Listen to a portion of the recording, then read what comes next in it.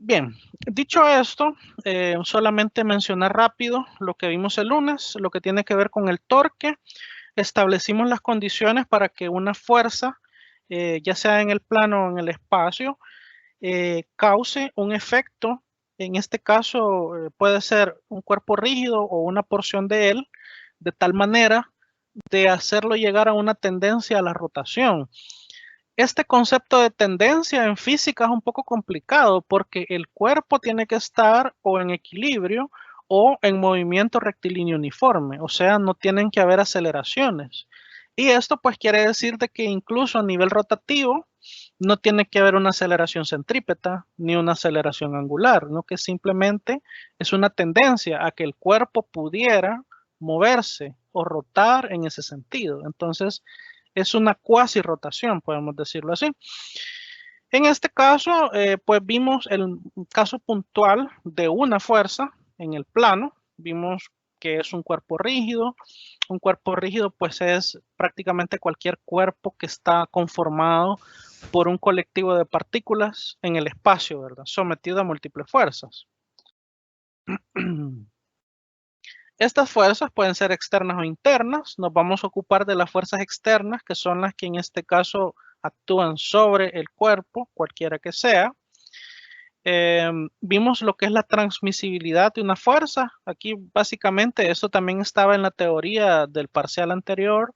Sobre la línea de acción de una fuerza yo puedo deslizar o desplazar el vector fuerza siempre y cuando conserve su magnitud a lo largo de toda la línea de acción y en cualquier orientación, plana o tridimensional. Vimos el producto vectorial. El producto vectorial o producto cruz, pues todos lo conocemos. En este caso, el producto de dos vectores nos da un tercer vector que se proyecta en un ángulo de 90 grados con respecto a los dos vectores que lo originan. Y podemos encontrar este tercer vector por operación de matrices. En este caso, pues tomando el determinante para poder calcular este vector. Y también vimos lo que es el momento de la fuerza propiamente, donde matemáticamente el momento con respecto a un punto es igual al producto cruz de R, que es la distancia desde el punto donde se da la rotación hasta el punto de aplicación de fuerza, multiplicado por la magnitud, en este caso, de la fuerza propiamente. Acá solamente hacer mención de que esta definición es para una fuerza puntual y mencioné un teorema, lo voy a retomar en una lámina que he agregado acá, con respecto a qué pasa cuando tenemos múltiples fuerzas. Para ese caso particular, cuando tenemos múltiples fuerzas, este teorema se llama el teorema de Variñón, que no es más que emplear la propiedad distributiva del producto vectorial para determinar cuál es el momento resultante. Básicamente lo que hacemos es una suma de varios momentos. Puede ser de que sobre una partícula, o en este caso en un punto, una porción del cuerpo rígido, hayan varias fuerzas actuando con una sola distancia R, o podemos tener el caso en que el cuerpo es irregular y tenemos varios puntos de aplicación de fuerzas y esto nos lleva a tener radios o distancias diferentes. Para cualquiera de estos dos casos, el momento resultante va a ser igual a la suma de los momentos individuales. Esto nos va a obligar a construir múltiples vectores, construir los vectores R para cada punto y construir el vector de fuerza para cada una de las fuerzas que se aplican sobre el cuerpo rígido.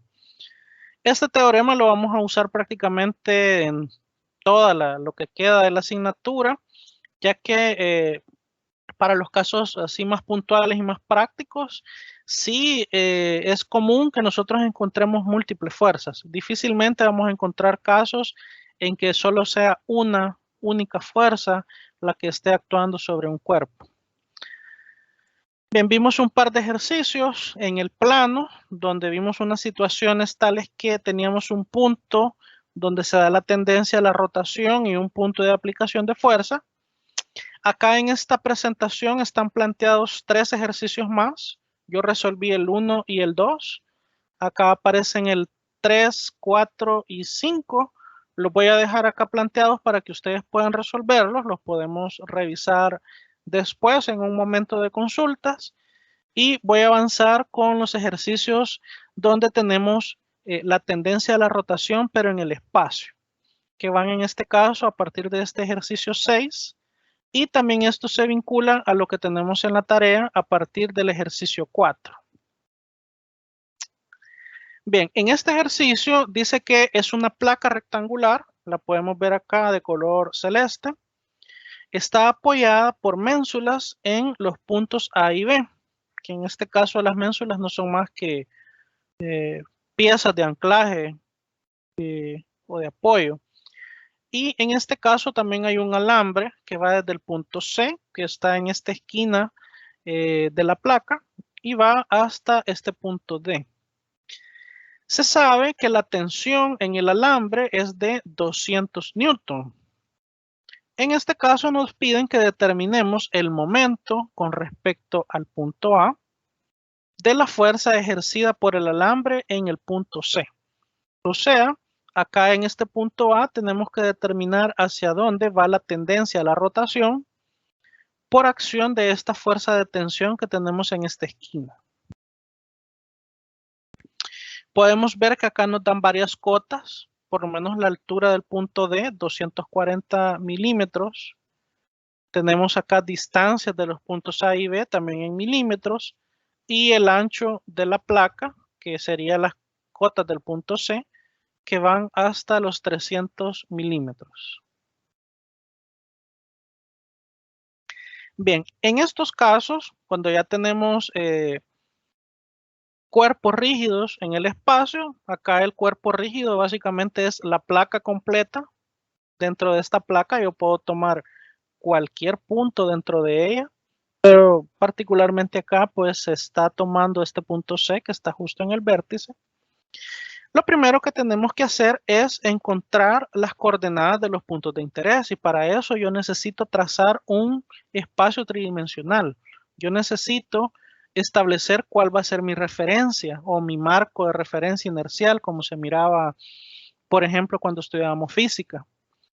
En este caso yo puedo trazar a conveniencia mi espacio tridimensional en cualquier punto. Puede ser incluso en cualquiera de los puntos que tengo acá representados desde la A hasta la D, o puede ser un vértice.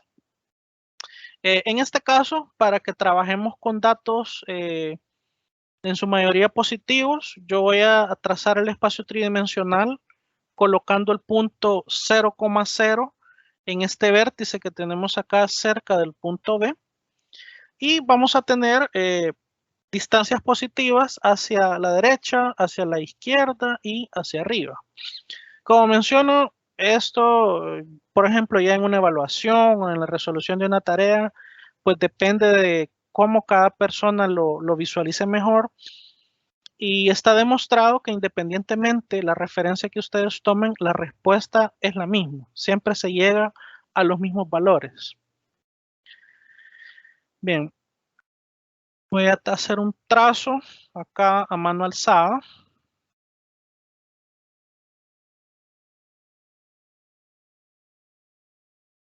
Voy a tomar los ejes de esta manera.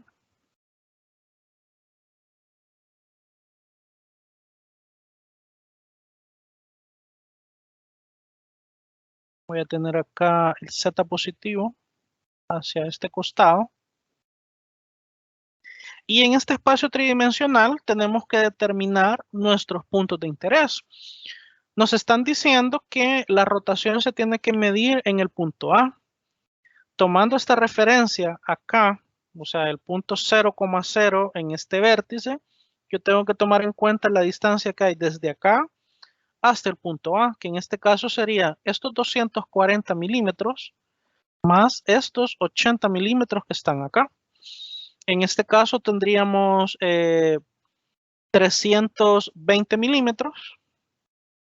Yo lo voy a ir poniendo de una sola vez en metros.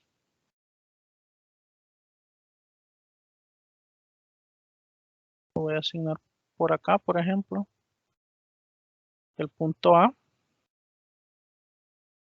a una distancia en el Z positivo de 0.32 metros positivos. Otro punto importante sería el punto C. En el punto C es donde se aplica la fuerza. Podemos ver que tiene una separación de 300 milímetros. En este caso sería una separación hacia X, aproximada de 0.3 metros. Y luego tiene una separación de la suma de estas tres distancias hacia Z. O sea que aquí tendríamos lo que ya habíamos sumado de 240 más 80, que serían 320, más otros 80 que tenemos acá, que en total me harían 400 milímetros o 0.4 metros. Yo voy a marcar acá el 0.3 metros en X positivo. Trazamos una paralela al eje Z.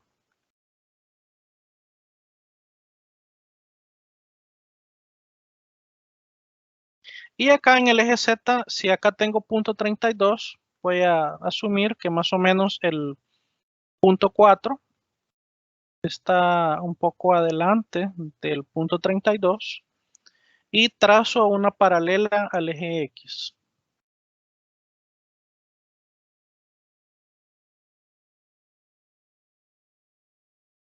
Donde se encuentren estas dos líneas guías, la cota de 0.3 en X y 0.4 en Z va a ser el punto C, que es lo que tenemos acá. Y por último, como tengo que ubicar la dirección de la fuerza, recordemos que en el cable hay una fuerza de tensión, pero yo no puedo definir la fuerza de tensión hasta que tengo un vector distancia entre los dos puntos. Tengo que primero crear el vector de distancia. Entonces necesito marcar este punto D. El punto D podemos ver que tiene una altura de 240 milímetros, o sea, 0.24 metros. Yo la voy a marcar aproximadamente por acá.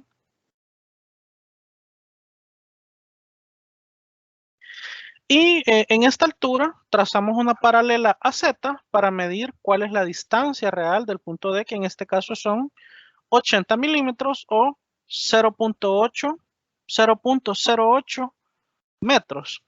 Esto se encuentra desde esta altura trazando una línea paralela al eje Z.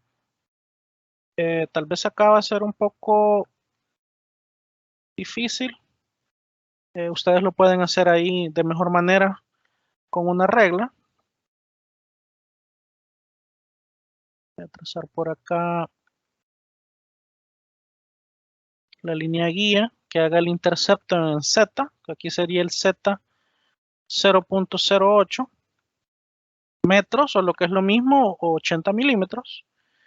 Y en el punto donde se cortan las dos líneas guías, tenemos el punto D. Entonces, tomando estos tres puntos, si ustedes ven el punto B, prácticamente se vuelve innecesario, por lo menos para este planteamiento que está acá, no lo necesitamos. Ya puedo yo visualizar dónde es que están ubicados los vectores. Si yo necesito analizar la tendencia a la rotación en el punto A y el punto de aplicación de fuerza es C, entonces el vector R se encuentra acá. El vector R se tiene que dirigir desde A hasta C. Este sería R. Y luego el vector tensión por la fuerza aplicada en el punto C es la fuerza que va dirigida desde C hasta D. Acá entre C y D va a existir una línea guía de acción y esta fuerza de tensión quedaría más o menos así. Esta sería la tensión. Que pueden. ¿Perdón? Oigo un micrófono abierto, ¿alguna consulta? Mira, Joel, anda, tráeme los frijoles. Tome. No, hombre, espérese, ahorita no puedo. Un No dólar, puedo. vale, yo no sé quién va a ir, la verdad. Ay, Joel, No, no puedo. Ok. Continuando, tenemos acá trazados los vectores R y T y ya con esto yo ya puedo encontrar la tendencia de la rotación en el punto A. Bien, hasta acá solamente hemos marcado cotas y vectores. No sé si hasta acá habrá alguna pregunta.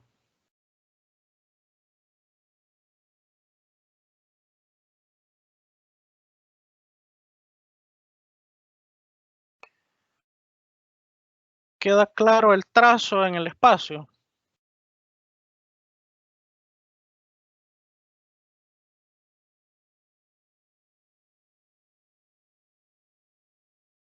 Sí, ingeniero, por el momento sí. Ok, de acuerdo. Muy bien. ¿Cuál es el siguiente paso? El siguiente paso es analizar y construir los vectores necesarios para encontrar el momento. Matemáticamente, el momento en el punto A, recordemos que va a ser IJK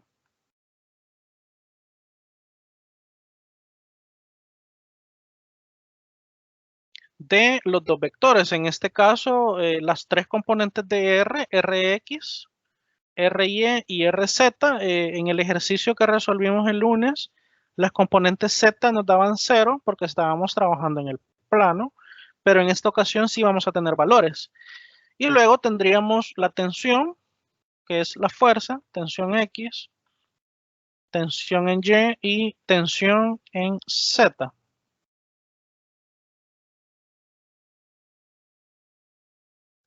Bien, lo primero, lo más sencillo es encontrar el vector R, ya que en este caso simplemente necesitamos la resta del punto final menos el punto inicial en cuanto a las coordenadas de eje a eje. Comencemos con R. Lo voy a hacer acá de una sola vez. El vector R, ¿a qué sería igual? Veamos en X. Punto final es C. En C tendríamos 0.3 y el punto A sería 0. 0.3 menos 0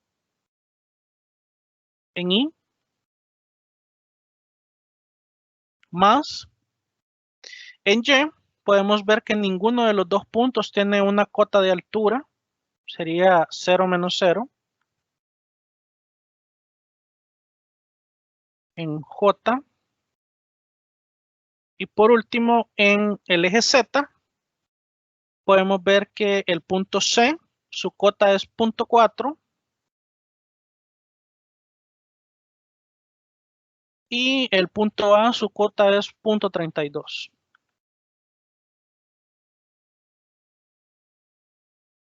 Y esto sería en K. Entonces, el vector R lo podemos calcular directamente, 0.3 en Y. Tendríamos 0 en J, no lo voy a escribir, y quedaría 0.08 metros en K. Y ahí ya tenemos nuestro vector de distancia entre el punto donde se da la rotación y el punto de aplicación de la fuerza. Siguiente paso, encontrar el vector de tensión. Para construir un vector de tensión o de fuerza, recordemos que cualquier vector, en este caso un vector de tensión, va a ser igual a su magnitud, la magnitud de la tensión por un vector lambda. ¿Cómo se define el vector lambda? El vector lambda va a ser igual a tener un vector de distancia entre los puntos final e inicial donde se da la fuerza y la magnitud de ese vector distancia. O sea, un vector unitario que apunta en la misma dirección de la fuerza, pero es adimensionado.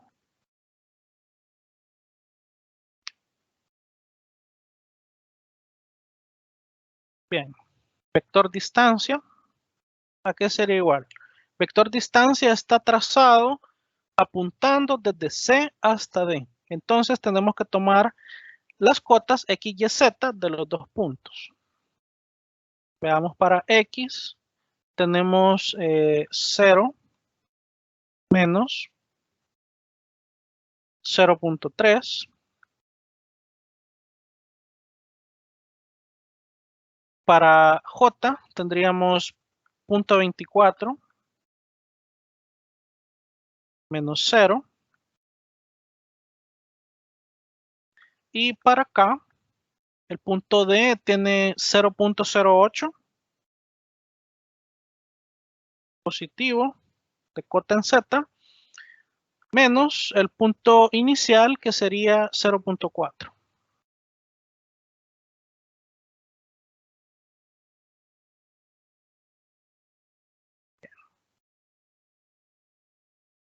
Y ahí tenemos ya nuestro vector distancia.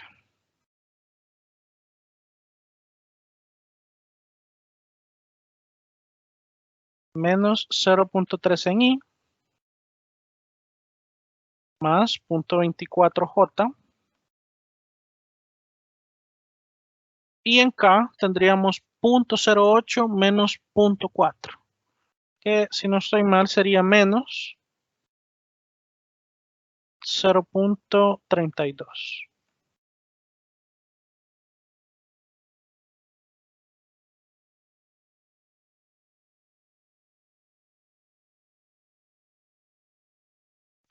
Bien, ¿cuál sería la magnitud de este vector? Si me la pueden regalar.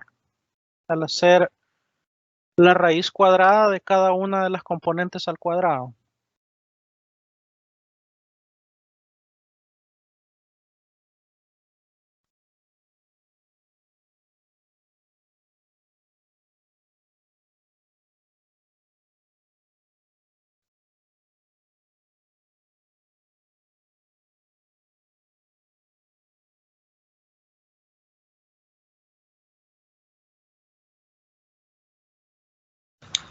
Cero punto cinco.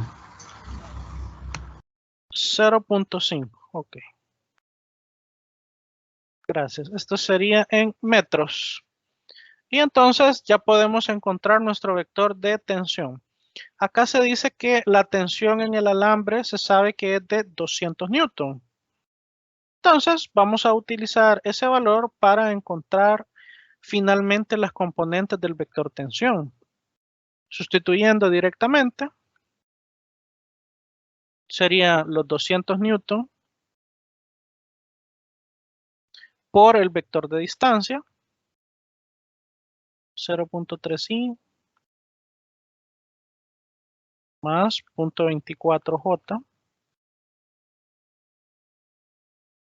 Y la última componente,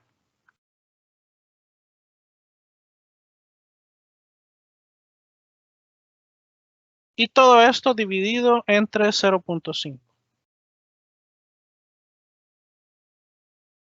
Acá lo que tendríamos que hacer es primero dividir el 200 entre 0.5 y lo que nos dé multiplicarlo por cada una de las tres componentes y ahí obtenemos finalmente las componentes de la tensión.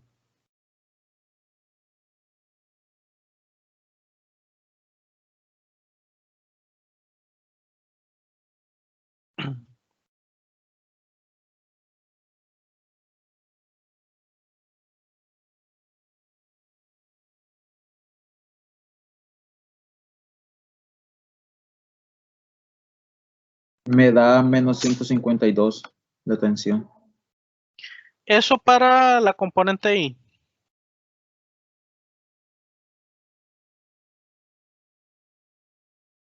Aquí tenemos que multiplicar por las tres.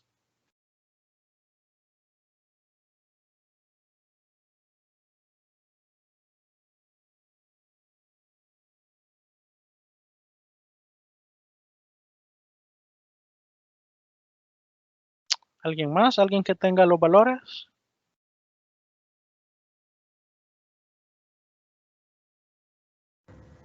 La primera da menos 30. Ok, menos 30 En I, Menos 24, bueno, 24 en J y menos 32 en K. 24 en J y menos 32. A mí me da 120 en I. Igual a mí me da 120. 96 en J. Me da menos 20, menos 120 en I. Menos 120, ok. Tenemos varios resultados. Veamos, si yo divido 200 entre 0.5, tenemos 400. Y 400 por 0.3 sería 120 negativo. Muy bien. Vamos a ir corrigiendo. Sí, yo me equivoqué porque lo multipliqué, no lo dividí. Ah, ok. Multiplicó directo. Ujú. De acuerdo, entonces tuviéramos acá menos 120 newtons. Otro sería 96 positivo Sí, y el otro sería 128 positivo. En K. sería Sería negativo. negativo, ¿verdad? 128 en K. Sí, negativo, perdón. De acuerdo. Bien, gracias. Menos más menos. Entonces, hasta este punto ya tenemos los dos vectores necesarios. Tenemos el vector R y tenemos el vector tensión. Entonces, el paso siguiente sería sustituir en el determinante para poder encontrar el vector de momento.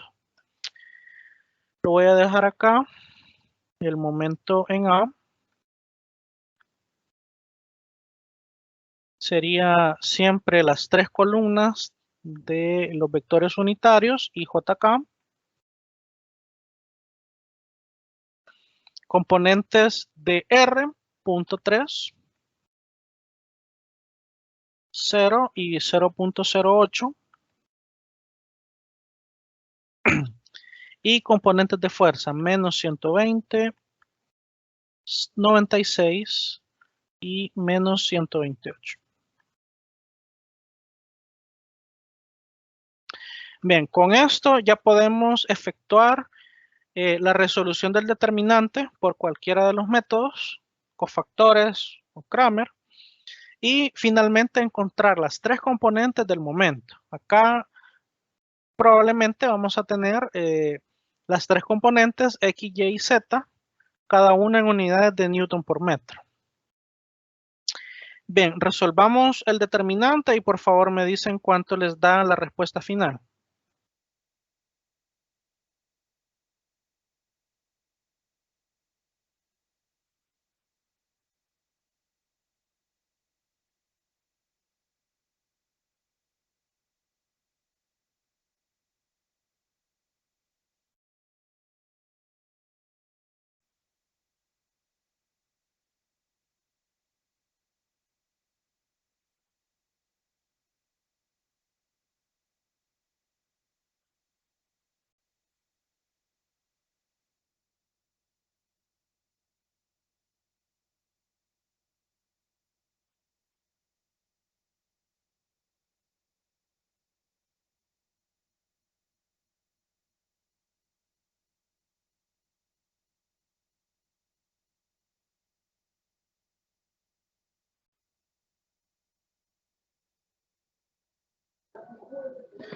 Me da a 0 en I, en J menos 48 y 0 en K.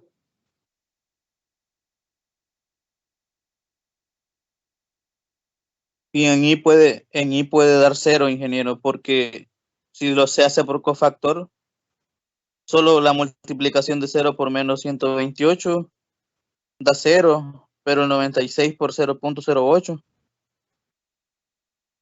Sí, eso estoy observando. Si yo elimino acá columna y fila, me queda la Yo solo diagonal estaba probando menor. con esa. Ajá. Yo solo probé con esa rápido por cofactores, pero queda el 96 todavía, 96 por 0.08. ¿va? Correcto, y aquí sería negativo, sería menos 96 por 0.08. Entonces no puede Ajá, a dar mí me da 0 menos esta 7 componente. menos 7.68 me da a mí, no sé si alguien más corrobora. Ok, Sí, eso mismo me da. Menos 7.68. ok. Menos 7.68 para I. Bien. Veamos para las demás.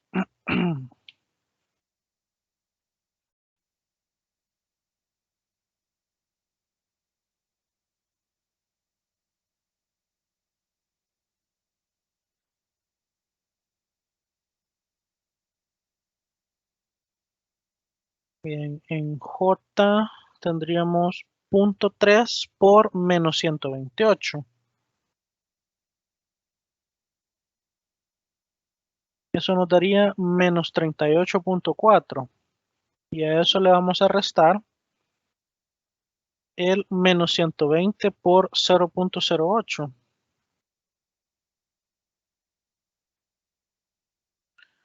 120 por 0.08. Muy bien. A mí ese me da menos 28.8 me da. Correcto, sí. Menos 28.8.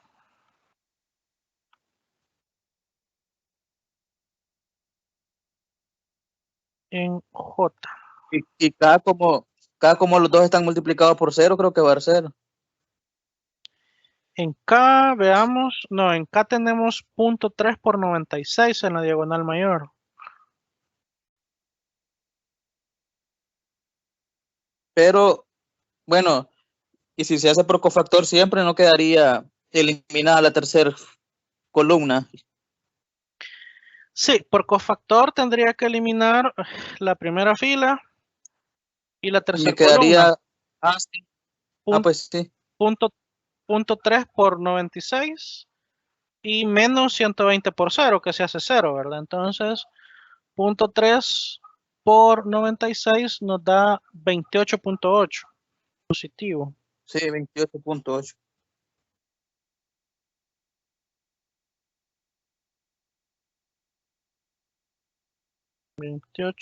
.8 en K. Todo esto en unidades de Newton metro.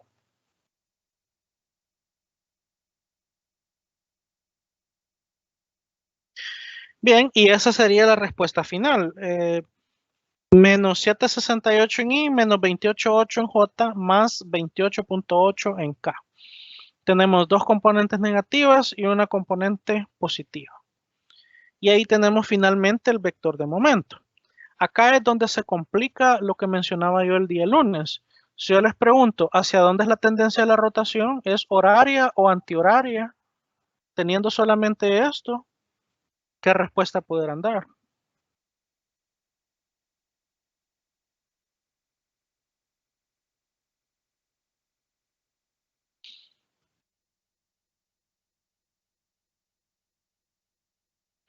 Acá ya se vuelve un poco más complicado, pues porque no es fácil de visualizar. Solo sabemos que en este punto A se produce este momento, pero no es tan sencillo ver hacia dónde es la tendencia de la rotación. ¿Sí? ¿Algún comentario? Escucho un micrófono. Sería antihorario. Antihorario. Analicemos, veamos, voy a trazar acá algunas líneas de guía. Si tenemos una componente negativa en X, yo tendría que trazar esos menos 7.68 hacia acá, hacia atrás, siguiendo el eje X, pero negativo. Podría ser un punto, bueno, lo voy a hacer sin escala, un punto negativo en X. Luego tendría que trazar un punto negativo en J, o sea, desde este punto, desplazarme verticalmente hacia abajo, una distancia determinada, en este caso, menos 28.8 unidades hacia un punto en el Y negativo, y luego desplazarme 28 unidades positivas en Z. Acá incluso no me alcanzaría el espacio. Pero finalmente, este vector de momento que se origina tendría que venir en esta dirección.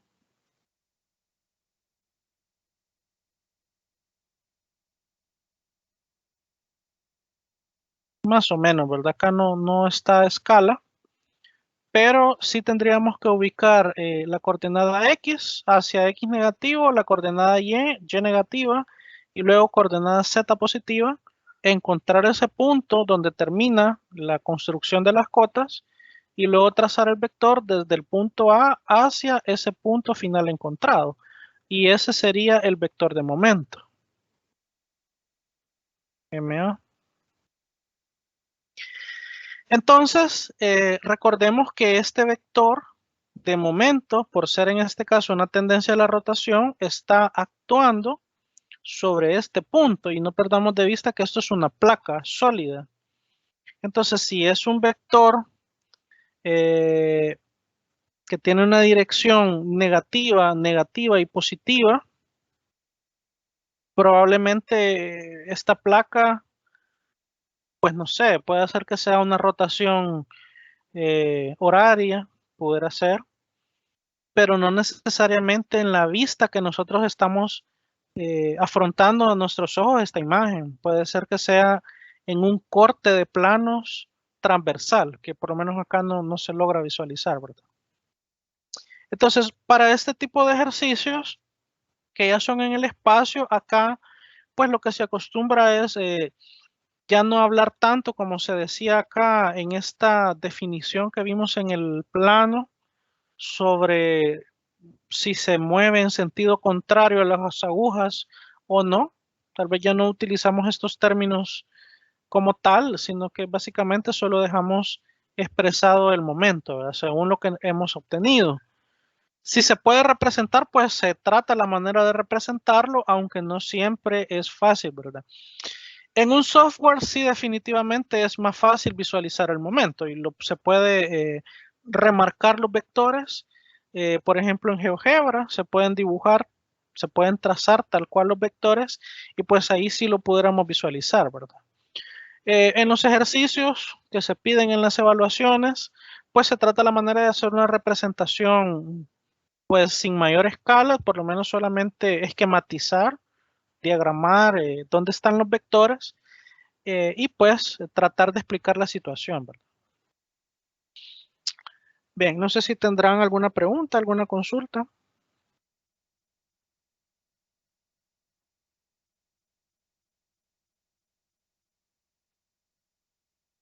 Pero en un dado caso, desarrollamos un ejercicio parecido a este, en ya sea laboratorio parcial, que no sé, supongo que no vendría la pregunta, indique hacia qué dirección se desplaza el vector. Porque como dice, o sea, no tendríamos una forma fácil de ver si está a favor o en contra de las agujas del reloj. Correcto, sí, en ese caso pierde sentido esa pregunta. Más bien, ya en una situación en el espacio, lo único que podemos hacer es esquematizar o tratar de representar el vector de momento. Y pues nosotros sabemos que en este caso que estamos encontrando el momento en ese punto, pues hacia esa dirección es que está la tendencia a la rotación. Pero no hay forma de saber si es horaria o antihoraria, ¿verdad? Incluso si yo cambio los ejes del espacio, por ejemplo, yo le pongo acá Z, acá le pongo X y aquí le pongo Y, haciendo una rotación de ejes, pues igual, o sea, no tengo la forma de saber cuál es el sentido del reloj, ¿verdad? Entonces, acá pues es un poco más difícil, ¿verdad? Entonces, esa pregunta pierde sentido, ¿verdad? Gracias. Ok. Bien, si no hay más consultas, entonces vamos en este tiempo que nos queda a intentar hacer otro ejercicio para que tengamos un poco más de desarrollo. Acá aparecen otros 3 ejercicios más. Este ejercicio 7 que tenemos acá es otro ejercicio que tiene que ver con una única fuerza. Dice que si la tensión en el cable BC, que es este cable que está acá, es de 2.5 kilonewtons, que encontremos el momento alrededor del punto A, que es el anclaje de esta barra de metal, de la fuerza ejercida por el cable en B. Acá lo que tenemos son una especie de pared acá, representada por la combinación de Y y Z, donde tenemos estos dos puntos de anclaje. Hay una barra de metal incrustada acá en este punto A, y en el extremo de la barra se ha tensado, se ha tirado con tensión este alambre y luego se ha anclado en este punto C. Entonces nos piden cuál es la tendencia de la rotación acá, ¿verdad? Por la posición que tiene en este caso la barra, el cable y hacia donde va la fuerza, pues eventualmente se podrá deducir que esta barra va a tender a moverse hacia arriba, ¿va? Buscando una dirección hacia la combinación de estos planos Y y Z. Pero lo vamos a demostrar analíticamente, ¿verdad? En los cálculos.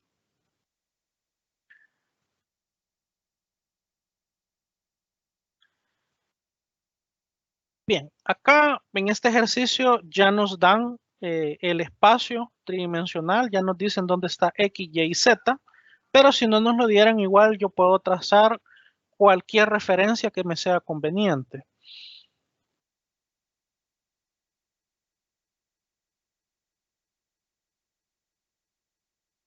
Tenemos algo como esto. Tenemos los ejes X, Y, Z. En el origen tenemos el primer punto que sería el punto A y 6 metros positivos sobre el eje X. 6 metros. Tenemos el punto B. Este punto B es el punto de aplicación de fuerza que va hacia C, pero necesito ese punto. Lo voy a representar acá. Esta línea punteada sería el Z negativo. Y sobre Z negativo, este punto C está desplazado 4 metros. Y la otra cota que sería la cota en Y positivo, la altura 2.4. Entonces ya con eso marco por acá aproximadamente los 4 metros desplazados en Z, que para este caso sería menos 4 porque estamos en Z negativo. Y en este punto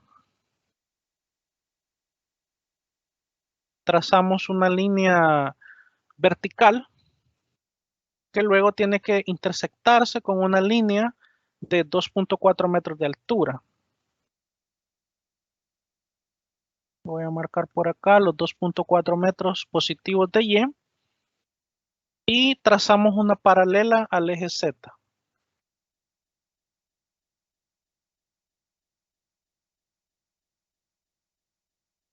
Donde se da la intersección de estas líneas guía, tenemos el punto C.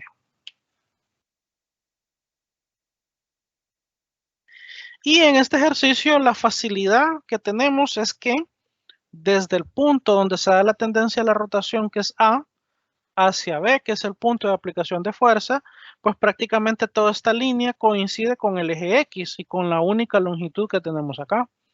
Prácticamente toda esta línea que va desde A hacia B sobre el eje compone el primer vector, que sería en este caso el vector R.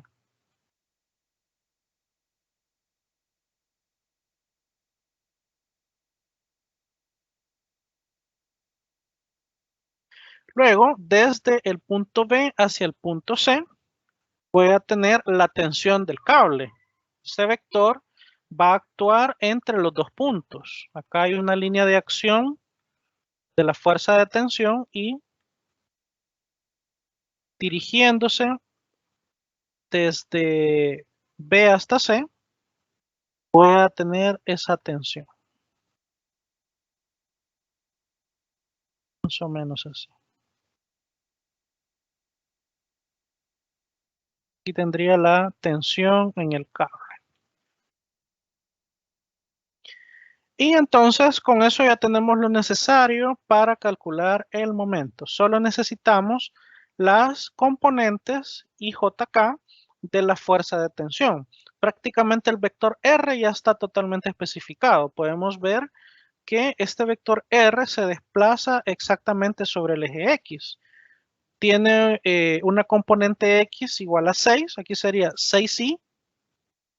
No tiene componente Y, no tiene una elevación y tampoco tiene un desplazamiento en Z, ni hacia enfrente ni hacia el fondo. Por lo tanto, sería 6 en I, 0 en J y 0 en K. Voy a dejar por acá escrito R.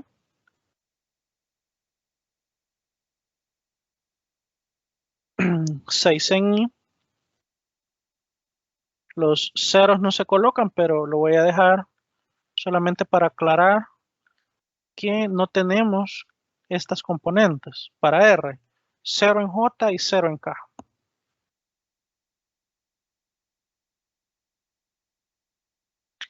Para la tensión, repitiendo la metodología anterior y la que hemos usado para las primeras evaluaciones, de nuevo, magnitud de la tensión por vector lambda. ¿Sí? ¿Alguna pregunta? ¿Escucho un micrófono?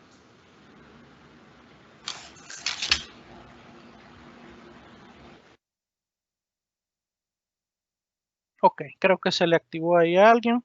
Continuando, entonces, la magnitud de la tensión ya es un valor dado. El ejercicio me dice que son 2500 newton, o sea, 2.5 kilonewtons. Y el vector lambda, pues, depende del vector de distancia, ¿verdad? Acá voy a resumir el cálculo.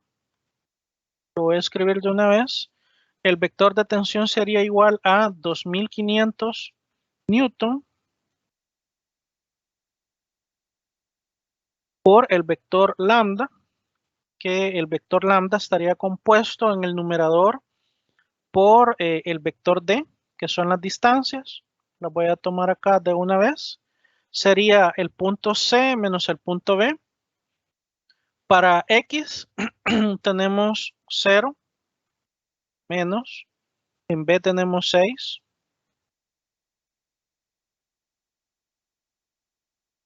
Luego más.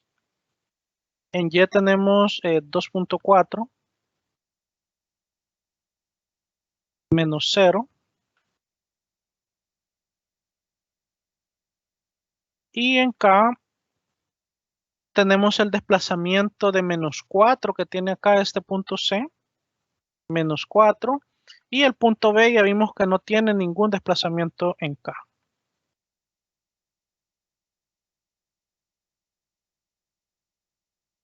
Cerramos.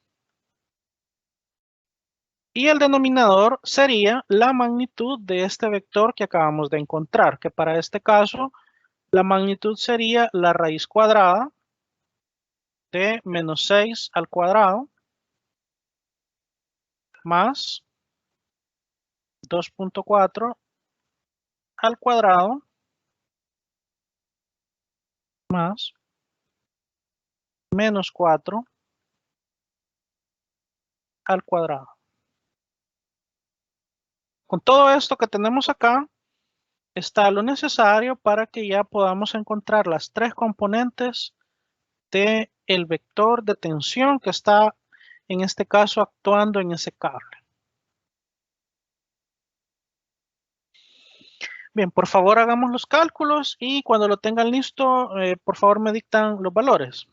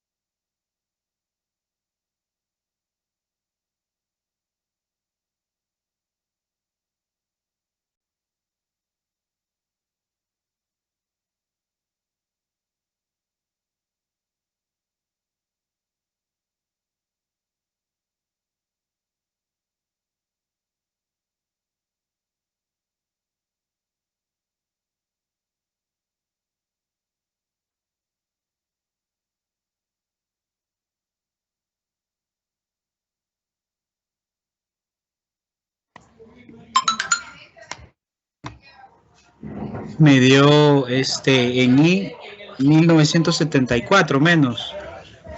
Menos 1974. Ok. 790 en J más.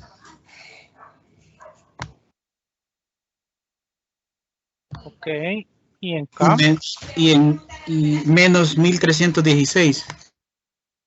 Menos 1316. Ok, muchas gracias. Bien, vamos a esperar otras opiniones sobre estos resultados para llegar a un consenso.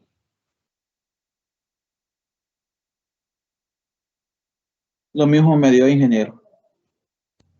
Sí, igual mío, ingeniero. Ok, de acuerdo. Tenemos entonces 3 opiniones sobre el mismo valor. Muy bien. Entonces, tenemos listos nuestros vectores R y T. Siguiente paso, el momento en el punto A. ¿A qué va a ser igual? Va a ser igual a el determinante. Primero nuestra fila de vectores unitarios. R, 6, 0 y 0. Y luego tensión.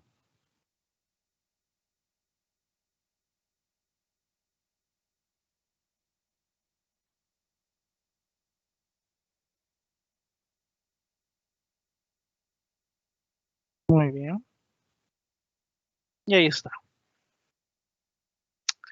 Bien, podemos acá, por lo menos si nos vamos visualmente por el método de cofactores, en la primera fila, podemos ver que hay algunas componentes que no tienen sentido. Por ejemplo, para X o Y, si yo elimino la primera columna, me va a quedar un determinante menor que me va a dar 0.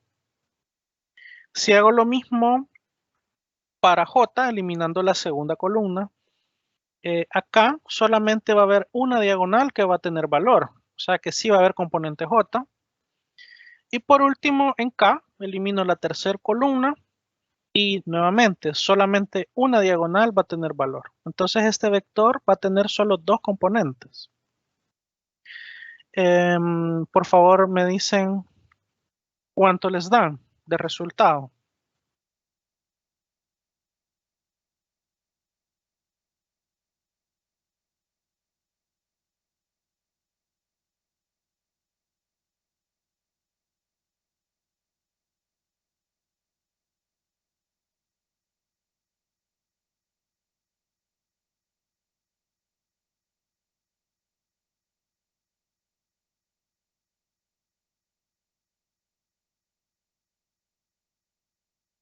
Me da 0 en I y en J menos 7896.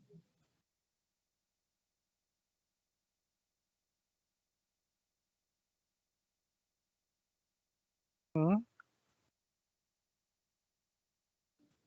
Y en K 4740. 4740.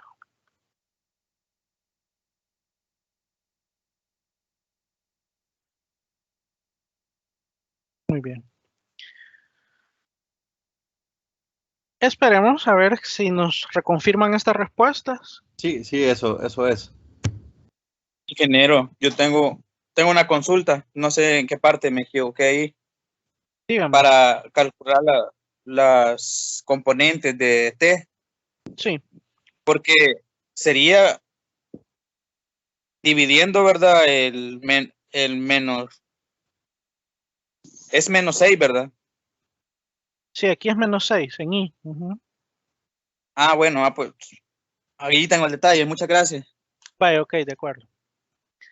Sí, tal vez acá obvié el paso a paso por cuestión de tiempo, pero acá, si lo quisiéramos hacer paso a paso, lo más fácil sería resolver primero el denominador para llegar a un valor numérico, luego dividir 2500 entre el valor obtenido y luego ese resultado irlo multiplicando por cada uno de las componentes.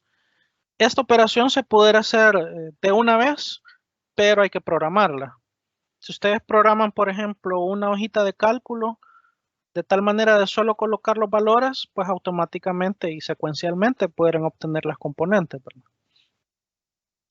Bien, entonces, si llegamos a este consenso, quiere decir de que este momento solamente tiene valores en J y en K. Por la gran distancia que hay entre las cotas de longitud, que en este caso son 6, 4, 2.4, a lo que representa el momento, que son valores de miles, si lo quisiéramos graficar en el mismo plano, pues casi que no se pudieran visualizar juntos los vectores. Esos vectores son bastante pequeños y pues realmente son valores grandes. Pero viendo que en este caso es J y K nada más los que están involucrados, si yo lo quisiera representar acá, tal vez reduciéndole un poco la escala a este vector, si J es negativo, tendría que trazar una línea descendente vertical a partir de A, representando el Y negativo y graficando este valor negativo en J. Puede estar en algún punto por acá en el Y negativo. Y luego los 4740 de K tendrían que venir desplazados hacia el frente, hacia acá, no hacia atrás, porque acá tengo el Z negativo. Obtendría por acá otro punto y entonces el vector de momento tendría que venir desde A hacia ese último punto que acabo de encontrar. Ese sería el vector de momento. Intentando en este caso representarlo, ¿verdad? Aunque ya en una escala formal, como menciono, no habría forma de visualizarlos juntos, ya que por lo menos este vector R, una longitud de 6 y las componentes acá son de miles. O sea, no se pudieran visualizar juntas, pero por lo menos el vector momento podemos ver que está en este caso representado únicamente por un plano, que en este caso es la combinación de Y negativo y Z positivo.